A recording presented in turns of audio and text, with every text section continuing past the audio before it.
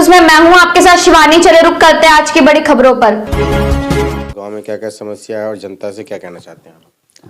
सबसे पहले सभी को मेरा नमस्कार सर। मेरा नाम है शिवम गुलिया। मेरी मोम इलेक्शन लड़ रही है। सबसे पहली बात है कि हम गांव में इलेक्शन क्यों लड़ रही है। इलेक्शन लड़ने के कारण है, अगर हम पावर में आते हैं तो हमारा मेन फोकस रहेगा 3 चीज़ों पे। हमारी 3 थ्योरी है। First education, second sanitation, third sports.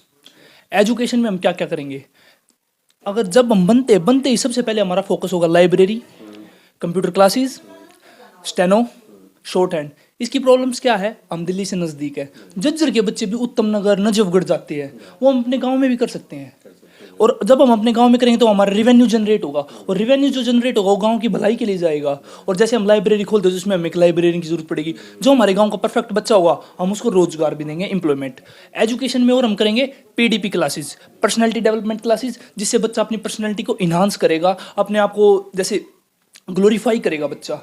और इंग्लिश स्पीकिंग कोर्सेज। सर जैसे गांव का माहौल है, अगर हम किसी पोस्ट पे जाते तो हमारी कोई रिस्पॉन्सिबिलिटीज़ है, हमारी रिस्पॉन्सिबिलिटीज कुछ बनती है ना, तो उसमें हमारा क्या है, हमारे बच्चे इंग्लिश बोले।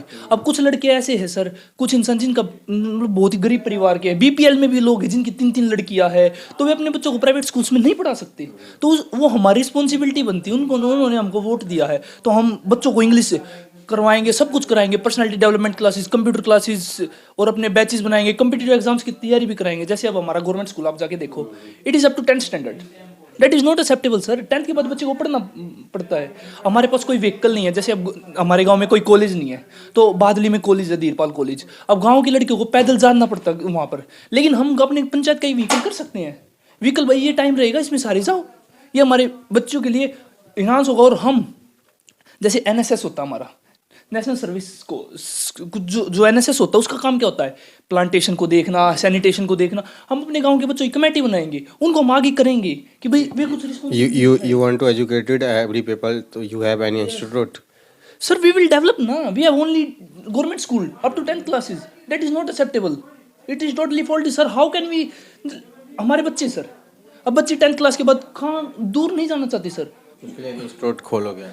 हम गवर्नमेंट को इन्हांस करेंगे, गवर्नमेंट को परसुएड करेंगे, कैजुअल करेंगे कि आप स्कूल को 10th क्लास तक बनाओ, प्ले स्कूल हमारे गांव में बनाओ, स्क्रैचेस बनाओ, स्मार्ट क्लासेस सर, टीचिंग हो गए। हमारे गांव में कमेटी बनेगी, कमेटी से स्कूल की निर्धारित होगी। सर आप हमारे स्कूल की गांव की छतों को देखो, फंगस, पूरे छतों को फंगस ने कब्जा रखा, उसमें बच्चे पढ़ेंगे कैसे जब हमारे पास सैनिटेशन होगा, ड्रेनेज सिस्टम। और second focus on drainage. Sir drainage हमारे गांव का बहुत ही खराब है, जैसे बीमारियों का दौर चल रहा है, अभी हम कोरोना से रिहेबिलिटेशन होके आए हैं और अभी फिर से प्रॉब्लम। और ड्रेनेज सिस्टम हमारा वो जो, और स्पोर्ट्स में क्या होगा सर, हम अपने बच्चों को ग्राउंड देंगे। जैसे सर झज्जर का बॉक्सिंग में, कुश्ती में बहुत ही अच्छा नाम है, हम अपने स्टेडियम भीमराव, यस बाबा साहब भीमराव अम्बेडकर स्टेडियम है, उसी टाइप का हम अपने गाँव में स्टेडियम बनाएंगे, अच्छे से कंपटीशन कराएंगे, जिससे बच्चों को एक मोटिवेशन मिलेगा कि हम भी कुछ करें। और हम अपने स्टेडियम में, और सर एक और मेन बात, zero tolerance on crime, yes, zero tolerance on crime, corruption, anything sir, drugs. You can't imagine sir, our village is habitual of it. 15-15 साल का बच्चा हमारे गांव में नशे का शिकार होता जा रहा है, क्योंकि उन्हें कोई डायरेक्शन मिलती ही नहीं। जब उनको डायरेक्शन नहीं मिलेगी तो बच्चा अपने आप को डेवलप कैसे करेगा, अपने आप को मॉडिफाई कैसे करेगा। ये हमारे मेन एजेंडाज है। और सर अगर काम बताने लग गया तो पूरी रात निकल जाएगी। तो देख पा रहे हैं काम बहुत ज़्यादा है, लेकिन जनता अगर मौका देती है गुलिया जी को तो ज़्यादा से ज़्यादा ये काम करने की कोशिश करेंगे। एजुकेटेड लोग हैं, शिक्षित लोग हैं यहाँ पे, जो कि अपने पंचायत के बारे में सोचने की रखते हैं, सेंस ऑफ ह्यूमर इनका जो है एकदम एजुकेटेड की तरह है। ये लोग चाहते हैं कि स्मार्ट पंचायत बने ताकि लोग शिक्षित हो और रोजगार को प्राप्त करें। हरियाणा से रंजन जायसवाल की रिपोर्ट है, यूटीवी हरियाणा। जैसे कि लगातार सभी पंचायतों में विकास कार्य दिखाता रहा हूँ, जानने की कोशिश करेंगे। यहाँ से भी सरपंच पद की उम्मीदवार मेरे साथ बैठी हुई है। क्या नाम है आपका? मेरा नाम है जी कुसुम गुलिया। कुसुम जी, ये बताओ आप चुनाव क्यों लड़ना चाहती हैं, गांव में क्या समस्या है?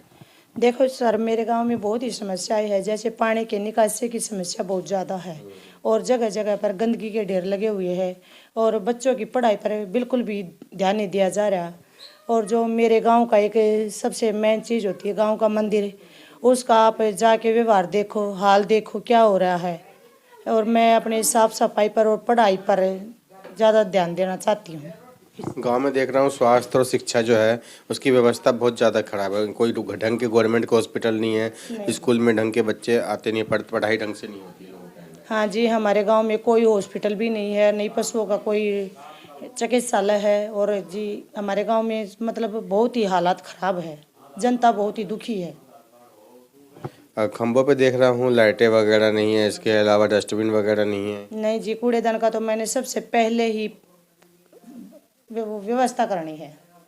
इसके अलावा बच्चों के लिए, पहलवानों के लिए खेल का मैदान, लाइब्रेरी वगैरह। हाँ जी, हाँ जी, पढ़ाई के लिए लाइब्रेरी और कंप्यूटर कोर्स लगाया जाएगा, इंग्लिश स्पीकिंग कोर्स भी खुलवाया जाएगा। और जी जैसे हमारे गांव में खेल का जैसे नेट बॉल है, बास्केटबॉल है, कबड्डी है, इन पर हम विशेष ध्यान देंगे जी। तो देख पा रहे हैं साहब साहब गुलिया जी का यही कहना है, जनता के विकास के लिए चुनाव लड़ना चाहती है। जनता ने अगर मौका दिया तो स्वास्थ्य और शिक्षा दोनों का यहाँ पे उपाय किया जाएगा। इसके अलावा बिजली, पानी, खंभों पे लाइट, डस्टबिन, साफ सफाई, सभी चीज़ों का इंतजाम किया जाएगा। हरियाणा से रंजन जायसवाल की रिपोर्ट। जी खड़ी है हंसराज नंबरदार हमारे साथ है। चुनाव लड़ने का क्या उद्देश्य है, गाँव में क्या समस्या है? चुनाव लड़ने की ये समस्या है कि गांव में एक तो बहुत ज़्यादा गंदगी है, पानी का कोई निकासी नहीं है। हम चाहते हैं कि वो बन जाते हैं तो इसका काम पूरा करेंगे। बिजली पानी की क्या समस्या रहती है? न पानी वैसे सप्लाई सही आती है, हमने बढ़िया सप्लाई है, पर ज़्यादातर गंदगी है गांव में। झोड़ों तालाबे से बूढ़े हो रहे हैं बहुत ज़्यादा, तालाब भी बहुत ज़्यादा। एक बच्चे ये पशु हैं, पशुओं का कोई अस्पताल नहीं है हमारे यहाँ, दूसरे गांव में जाते हैं। एक ये सुविधा हो जाए तो बहुत अच्छी है। ये बताओ जनता के लिए स्वास्थ्य और शिक्षा की क्या व्यवस्था है? स्वास्थ्य शिक्षा के लिए भी बहुत ज़्यादा दुर्गति होती है। गांव यहाँ से कम 3-4 किलोमीटर पैदल चलते हैं बच्चे और वहाँ पढ़ते हैं। यहाँ कोई सुविधा नहीं है स्कूल की भी। गांव में खंभों पे लाइट, डस्टबिन की क्या सुविधा है? कोई लाइट नहीं है, अंधेरा रहता है, पूरे गांव में अंधेरा रहता है। ये कोई जो है 10 साल पहले लाइट थी यहाँ पर, और अब ये लाइट खंभों से हटा दी गई है। स्टेडियम बच्चों के लिए, पहलवानों के लिए, और लाइब्रेरी लड़कियों के लिए क्या सुविधा है? लाइब्रेरी भी नहीं है यहाँ पर।